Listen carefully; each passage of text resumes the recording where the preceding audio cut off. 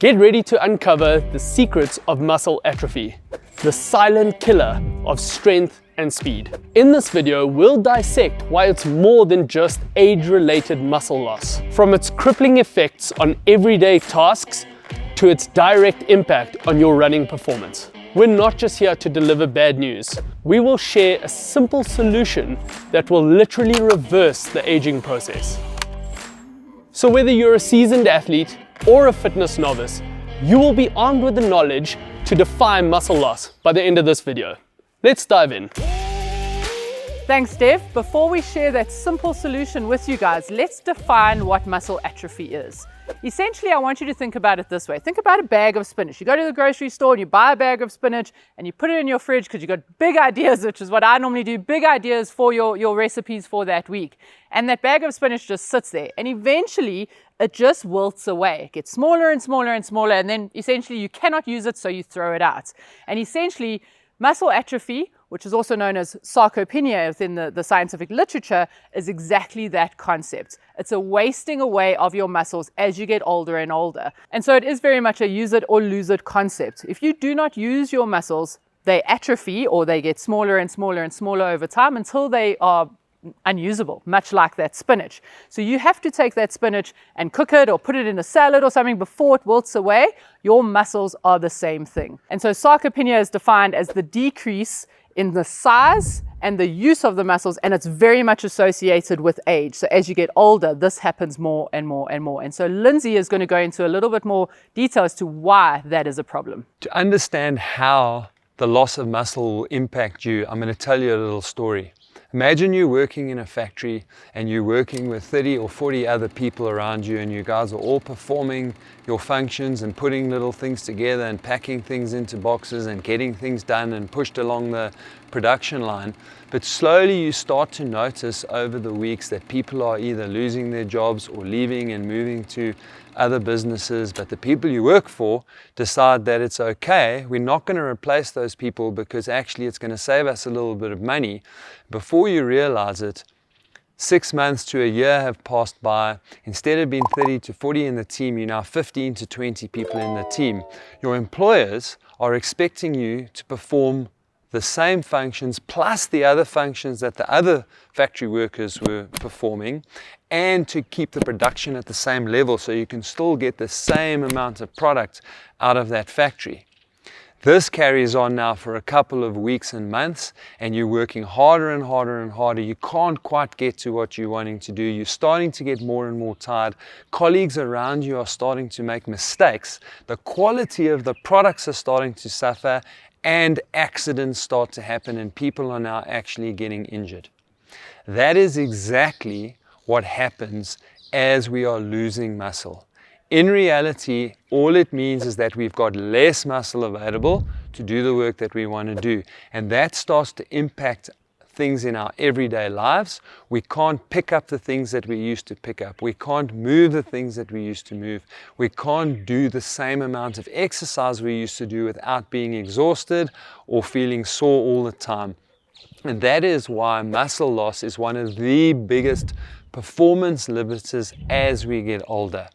And it's not only about the ability to perform well and run well, which is obviously why we're here, but if we don't do something about this loss of muscle, we can get to the end of the chain, which is to say that it starts to impact our mere ability to walk, to balance properly, and that is when we get ourselves into situations where we can fall and hurt ourselves. One of the biggest predictors of morbidity is actually falling and breaking a bone. There is a very high degree of morbidity within a year of breaking a major muscle in the elderly. And so it is so important that you understand what the consequences are of this muscle mass, and making sure that you do something about it so that you can both improve your quality of life, so that you can enjoy your running more. You can do it without feeling tired and fatigued all the time, without injury, but very importantly, you can improve your quality of life for much longer into the future. Like Shona mentioned, as we age, that muscle loss is exponential. The good news is there is a simple solution to slow down that rate of muscle loss and actually reverse the aging process. The simple solution is strength training, and we at Coach Parry are massive advocates for strength training. Before I dive into the benefits of the strength work, you may be asking how often and when should I be doing strength work? We prefer at least 2 sessions a week and ideally 3 on a regular basis. That being said though, 1 session is better than nothing, 2 sessions is better than 1, and obviously 3 is always going to be better than 2. And remember, the strength training has to complement your running training. When we talk about strength training, what are we actually referring to? More importantly, we are referring to resistance training. Now, resistance training can vary from anything such as body weight exercises all the way to lifting heavier weights or even using resistance bands. It is important that we include resistance into the strength training because that is what improves our cross-sectional muscle fibers and builds strength in the muscles. It is important to note though, I talk about resistance and I mentioned body weight training. It is important that you learn to crawl before you can walk. What do I mean by that? Much as your running training, you would start slow and progress as you adapt. The same applies to your strength training, especially if you do not have any history or background in strength training. Start light, start with body weight exercises, make sure we get technique right, that's absolutely vital.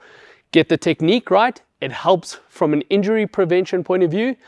And as you start getting used to the exercises, your body starts getting a little bit stronger, we can then progress to adding some more weight, adding some resistance in terms of bands, and so on, build and improve as we progress. There are 2 main reasons why strength training is important to slow down that aging process. The first of those being injury prevention. With muscle loss comes imbalances in the muscles, whether that is left or right, front or back. And those imbalances mean that it affects our posture, it affects our running motion, which leads to certain muscles having to work harder than normal to try and carry us and almost do extra work for the weaker muscles in our body and those imbalances. The second is to help improve your running performance. Now, the running performance, it's really about force generation and propelling yourself in a forward linear motion.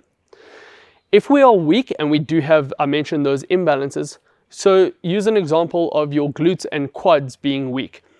If that is the case, what tends to happen is your hips tend to dip a little bit, your leg and knee dives in slightly, so now your body's working in a multi-directional plane, having to work so much harder to drive its force forward. If we can get that balance right, we're a lot stronger, keeps the posture, our running form upright a lot better, and that means it's less energy to propel us in that linear direction.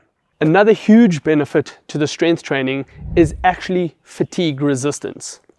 The stronger we are, the better our body is at resisting fatigue, which means we can recover a lot quicker, we can put those hard training sessions into practice a lot sooner and keep going and be more consistent with our training as well. Thanks, Dev.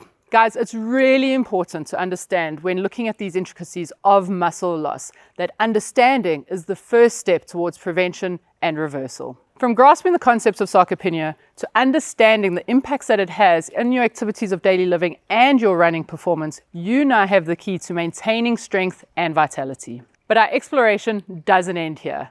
Let's uncover some invaluable insights that we gained from a study that we did of 3,991 runners over the age of 50. Join us as we dive into the lessons learned.